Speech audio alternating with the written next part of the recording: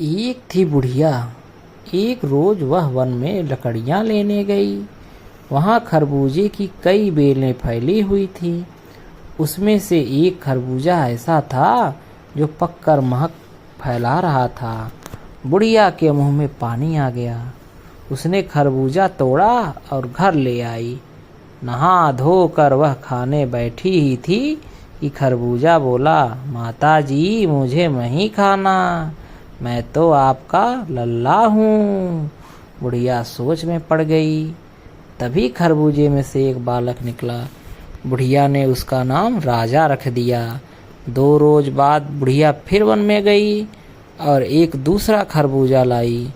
नहा धोकर वह खाने बैठी ही थी कि खरबूजा बोला, माता जी मुझे नहीं खाना, मैं तो आपका लल्ला हूँ।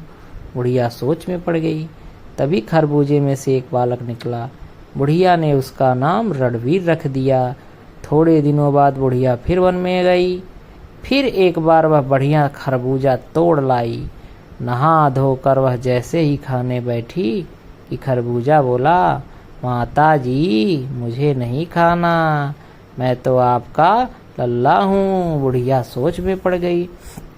तभी खरबूजे में से एक बालक निकला। बुढ़िया ने उसका नाम रखा गामा। महीने भर बाद फिर बुढ़िया का वन में जाना हुआ।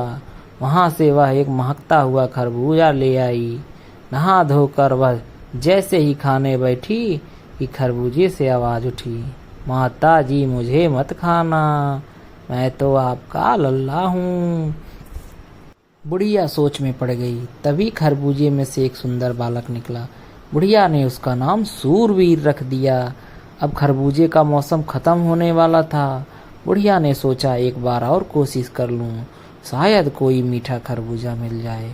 वह वन में गई और एक छोटा सा खरबूजा उठा लाई। नहा धोकर वह खाने बैठी ही थी कि खरबूजा बोला, माता जी मुझे मत खाना, मैं तो आपका लल्ला हूँ। बुढ़िया सोच में पड़ गई। तभी खरबूजे में से एक नन्हा बालक निकला।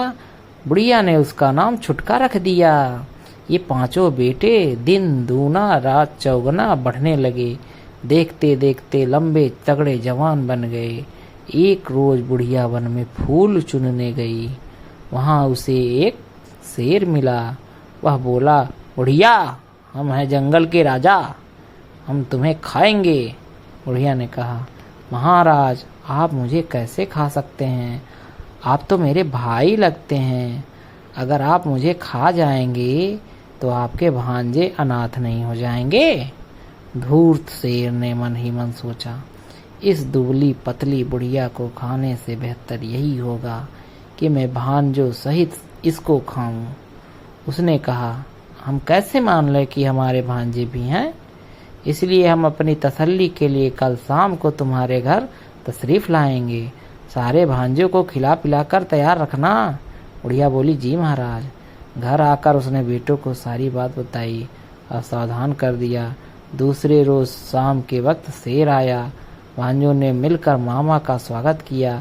फिर उन्होंने मामा से कहा, मामा मामा हमें गीत सुनाओ। शेर गला खखार कर शुरू हो गया, पहले खाऊंगा राजा रणवीर, फिर खाऊंगा गामा सूरवीर, फिर खाऊंगा छोटे मियाँ को, फिर खाऊंगा बुढ़िया माई को। फिर शेर ने भांजों से कहा, अब गीत सुनाने की बारी तुम्हारी है। भांजे तुरंत शुरू हो गए। हाथ थामेंगे राजा रणवीर, पैर पकड़ेंगे गामा सूरवीर, सिर काटेंगे छोटे मियाँ, कब्र खोदेगी बुढ़िया माई। यह सुनकर शेर की हवा निकल गई।